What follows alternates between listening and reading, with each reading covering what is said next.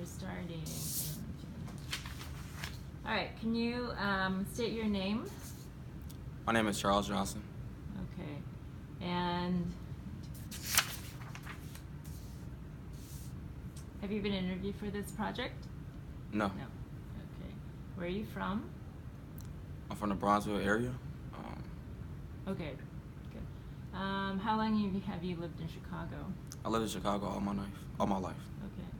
What role do you play in your community? I want to say I play a youth organizer.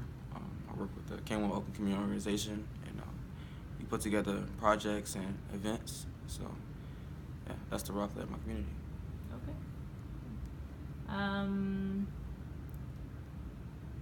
How have you been impacted by your community? I first started going outside about 8th grade, and I learned people and personal traits in people, and just gaining a lot of experience at a short amount of time, from 8th grade to high school. And I basically learned how to be a young man from mentors at Kennecott Park District and the Kenwood Community Organization. Okay, cool. If you could change anything about your community, what would it be? I would change the segregation. Sometimes I play at basketball parks, and some kids can't go past stores and certain streets, and I just feel like it's unnecessary because they're fighting over nothing. They're fighting over land that's not even theirs, and I think it's just a waste of time. Okay. How do you think your community is viewed by others? I feel like our community is very historic, but right now, at the moment, I feel like some people view it as being dangerous, but when they really get to know the community and the people that's in it, their opinion really change. Why do you think they view your community that way? I believe they view our community this way because of the murder rates. You sit outside for a little while, you hear sirens, you just hear some things that isn't normal to maybe their community, and they don't understand as to why it's going on. But I feel like if they really get a true understanding of why it's going on, then they know our community isn't as bad as it really seems. Okay. If you think this view is wrong or unfair, is there a way to change how your community is viewed by others? Yes, I believe the view upon our community is unfair because they haven't visited. I basically believe that it's an outside perception and it's based on social media.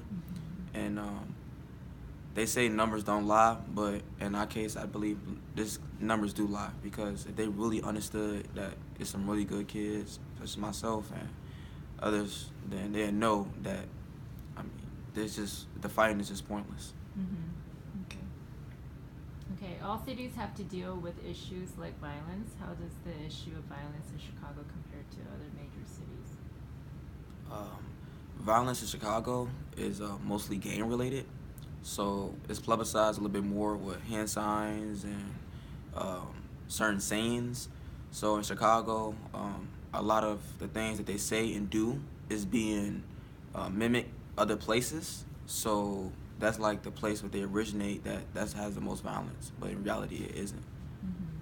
Okay. What are the top 3 issues, concerns that you would like to address and start a dialogue with your community? Peers, neighbors, Chicago. Okay. So top 3 in no order, I would like to say segregation, housing, and the last thing to be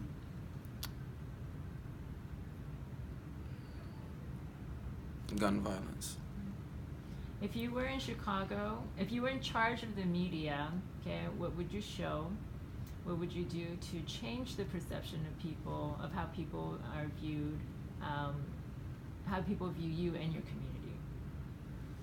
If I was in charge of the media, I would show that what kids are doing that's good, and community work that's going on, because in Chicago there's a lot of nonprofit organizations and organizations that's working toward bringing people together.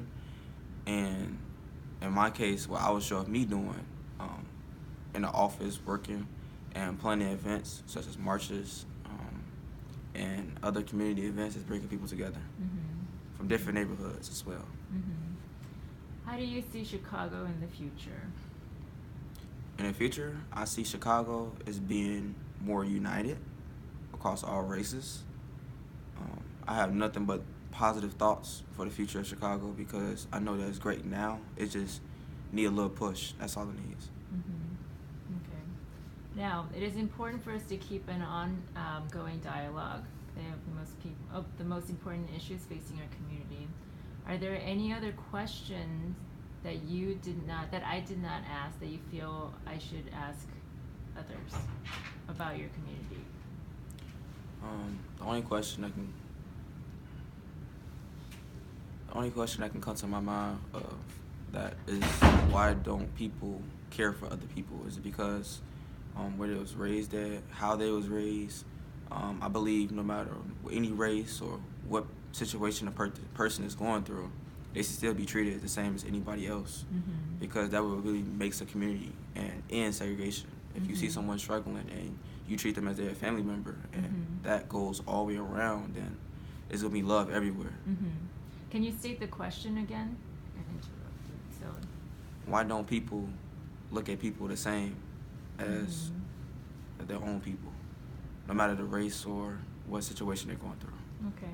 Yeah, because we want to eventually, like I have this highlighted here, like we want to eventually use these questions and see if we can get a response. Because instead of like, these are kind of questions that we came up with like in a class, you know, but what if, you know, your question eventually got answered by somebody else, and then that person is inspired by your question and is asking someone, you know, somebody else inspired from your question, you know. So we're trying to see if we can get an online, you know, ongoing dialogue. So how would you answer that question? I would simply answer that question by getting more organizations into youth while they're young. So even though some people may be raised under those type of roofs or situations, if they're influenced by communities and loved by some type of people, they will eventually begin to love as they get older because they receive that as they got younger. A lot of people carry on some of the things that happened to them when they was younger and carry on some of the ways they was taught when they was younger. So when they got older, it's kind of hard for them to remove that from themselves. So I would simply just get more community organizations more involved into younger people. Okay. Are there any unplanned questions that I didn't ask you? No. No. Okay. And then, are there, from all of these questions, are there any like, I don't know, experiences or stories that you want to give us a little like, I don't know, small bit of, so that, you know, if we were to put this together in a video, you know, because you just kind of answered my questions, you know, but is there something that is there a story you want to tell, or is there an experience that you had that I can edit, you know, right after any of these, the way you answered any of these questions? Does that make sense? Yeah. So so it's like more, so there's more personal, so we're trying to personalize the video a little bit.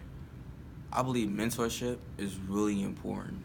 I feel like it's a lack of mentorship in Chicago, even at our school, because as I got older, particularly my sophomore, heading into my junior year, it was a lot of things had on my plate, and I don't have a father figure, and mentorship played a major role in my life. And the person that I met, Julita Bennett, it's been amazing, and it's taught me a lot of things and life learned lessons. I mean, I really feel like it's undervalued because a lot of people don't have it, so we don't see the importance of it. And such as mentorship programs, it's speechless. I mean, it really needs to be in Chicago. I really believe that.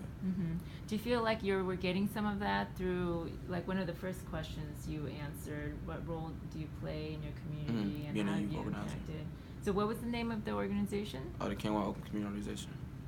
Kenwood Oakland Community Organization. Okay, and do you feel like you have been able to get some mentorship through that? Oh, you have? Yeah. Okay. And are you still involved? Yeah, I'm still involved now. Okay. So what kind of like mentorship have you been, like, just give us some examples of what?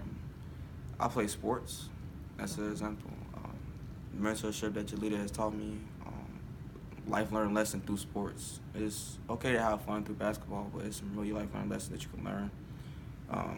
I had this way of being stubborn and not wanting to listen to others, and he really enforced that upon me and taught me the value of listening to other people that has gone through the things that you haven't. And I really believe that made me grow as a bigger person. Mm-hmm. Okay, cool. Is there anything else that you want to talk about? No? Okay.